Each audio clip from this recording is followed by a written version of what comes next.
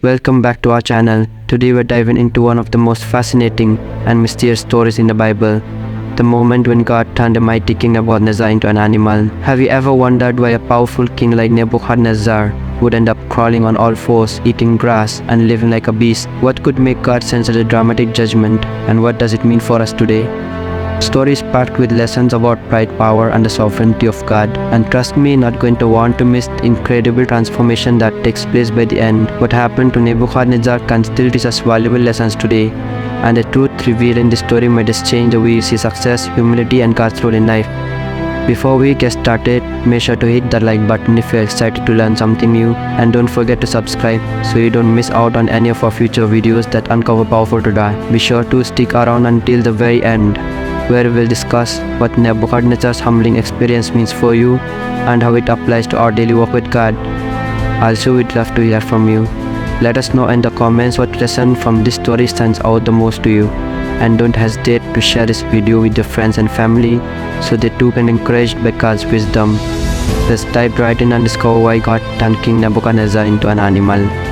Before we get to the transformation of Nebuchadnezzar into an animal, let's take a closer look at who this king was and why his story is significant. King Nebuchadnezzar II was not just any king, he was one of the most powerful and influential rulers of the ancient world. He reigned from approximately 605 to 562 BC, and during his rule, Babylon reached the height of its power, becoming one of the most renowned empires in history. Babylon, under Nebuchadnezzar's reign, was known for its vast wealth, military prowess, and impressive architectural feats. Perhaps the most famous of these was the Hanging Gardens of Babylon, considered one of the 7 wonders of the ancient world. Although historians debate its existence, the legend of the garden symbolizes the grandeur and luxury of Babylon during Nebuchadnezzar's rule. Nebuchadnezzar expanded his empire by conquering many surrounding nations, including Judah, the kingdom of God's chosen people. 586 BC, he led the destruction of Jerusalem, the sacred city of the Jews, tearing down its walls, burning the temple, and taking the Israelites into captivity. This event, known as the Babylonian exile, was a pivotal moment in biblical history as it marked the fulfillment of God's warnings to the Israelites for their disobedience. 2 Kings 24:10-16, 2 Kings 25:1-21. Nebuchadnezzar's legacy as a conqueror and builder was a central figure on the world stage at the time, but his relationship with the God Israel is what stands out most in the Bible. His interactions with the Jewish exiles, particularly Daniel, Shadrach, Meshach, and Abednego, offer us a profound glimpse into his character. Despite being a pagan king who worshipped many gods, Nebuchadnezzar had several encounters with the true God, the God of Israel. These encounters shaped the course of his life and eventually led to his humbling experience. In the book of Daniel, we first see Nebuchadnezzar encountering God's power when he has troubling dreams that none of his magicians, enchanters, or wise men could interpret. It was Daniel, a young Hebrew captive, who interpreted these dreams, revealing the mysteries given to him by God. In Daniel chapter 2, Daniel interprets Nebuchadnezzar's dream of a great statue made of different materials, representing different kingdoms. He boldly tells the king that his power and success come from the God of heaven. Let's read Daniel 2:37-38. Your Majesty, you are the King of Kings. The God of heaven has given you dominion, power, and might and glory. In your hands, He has placed all mankind, the beasts of the field, and the birds in the sky. Wherever they live, He has made you ruler over them all. You are that head of gold. This verse is key because it establishes that Nebuchadnezzar's authority was granted by God Himself. Despite being a pagan king, Nebuchadnezzar's rise to power and his vast dominion were part of God's sovereign plan. God placed him in this position of influence, just as God governs the rise and fall of all leaders and empires. Romans 13:1. However, with great power often comes great pride. Nebuchadnezzar's heart, much like many rulers throughout history, became lifted up in pride. As his empire flourished and he achieved monumental success, Nebuchadnezzar began to attribute all the glory to himself, instead of reckoning God in his victories and accomplishments. Nebuchadnezzar fell into the trap of self-exaltation. One of the most striking examples of Nebuchadnezzar's pride is his reaction to Daniel's friends, Shadrach and Abednego, refusing to bow down to the golden image that Nebuchadnezzar had set up. He was so enraged by their defiance that he ordered them to be thrown into a fiery furnace. But even then, when God miraculously saved them from the flames, Nebuchadnezzar did not fully understand the depth of God's authority. though he acknowledged God as the God who saves. Daniel 3:28-29. His heart remained unrepentant and prideful. Nebuchadnezzar's second encounter with the power of God came in the form of a mysterious and troubling dream. In Daniel chapter 4, we are introduced to this dream that shook Nebuchadnezzar, despite his status as the most powerful ruler of the ancient world. As the chapter opens, Nebuchadnezzar begins by recounting his dream in his own words, showing that even though he was a king, something about this vision left him deeply disturbed and desperate for answers. Once again, as in previous situations, he summoned the wise men, astrologers, and magicians of Babylon to interpret the dream for him. However, none of them could offer an explanation. It's important to note here that all these men were regarded as experts in Babylon's wisdom and mystical arts. They were powerless in the face of a divine message. This is a significant contrast that the book of Daniel makes repeatedly. God's wisdom and revelation always surpass human wisdom. Finally, Daniel, known by his Babylonian Belteshazzar, was called upon. Daniel had already demonstrated his God-given ability to interpret dreams in previous chapters, but this time the message would be more personal and severe. King Nebuchadnezzar trusted Daniel because he recognized the spirit of the holy gods in him, Daniel 4:18, but he did not yet understand the true God behind Daniel's wisdom. Let's dive into the dream Nebuchadnezzar described in Daniel 4:10-12.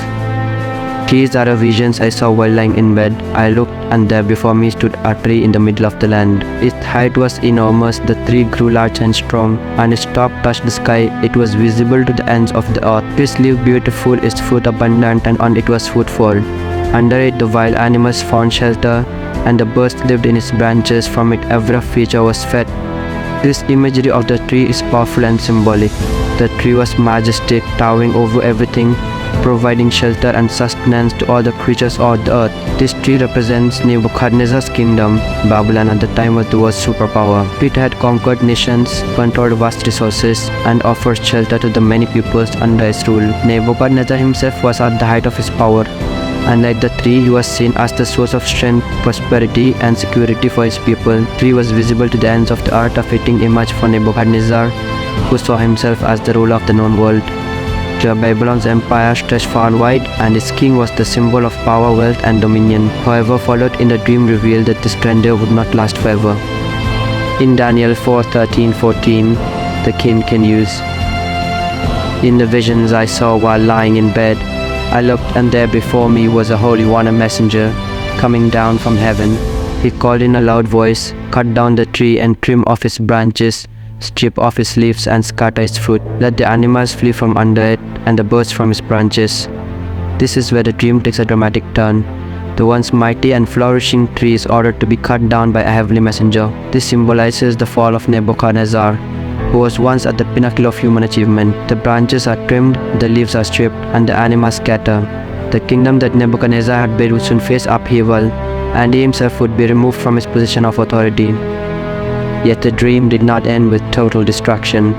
In Daniel 4:15 we read, "But let the stump and its roots, bound with iron and bronze, remain in the ground, in the grass of the field."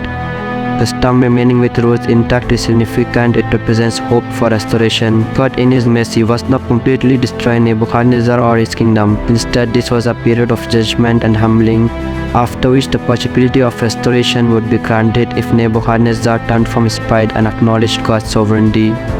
The interpretation of the dream delivered by Daniel was clear. Nebuchadnezzar himself was the tree. Just as the tree was cut down, so would Nebuchadnezzar be removed from his throne.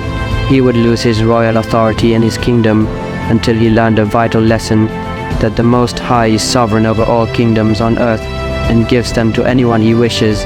Daniel 4:25. Despite this dire warning, Nebuchadnezzar did not heed the message. He continued to boast about his accomplishments and his greatness.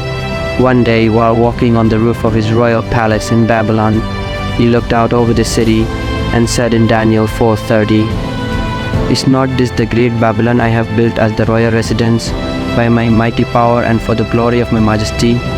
Nebuchadnezzar's pride had reached its peak.